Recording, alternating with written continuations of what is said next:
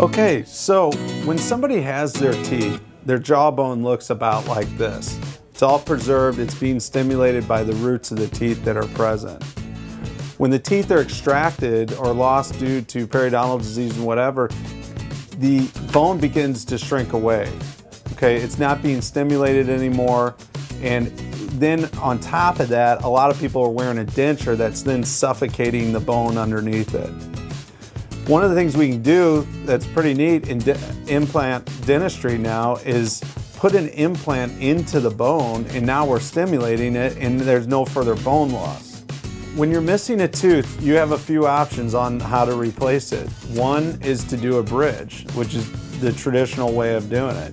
Two would be something removable, which isn't very common because you have a big bulky device in your mouth just to hold one tooth in there. Another would be the dental implant. With the dental implant, it's a one-tooth solution to a one-tooth problem. When you're missing one tooth, a single implant's placed and a crown is cemented on just like any other crown on another tooth. With the bridge, you're actually having to cut down the two neighboring teeth in order to accept the bridge. Another thing I want to explain is when you lose a tooth, don't wait too long, because what's happening over time is the bone is shrinking away because it's not being used anymore. It's not being stimulated by the tooth root anymore.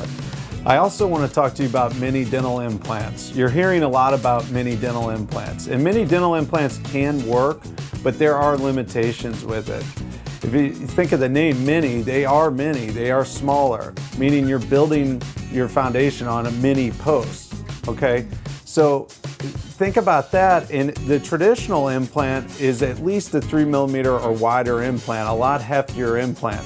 So not only are you getting support on the implant, you're also getting the retention, whereas a mini implant is primarily serving as retention only.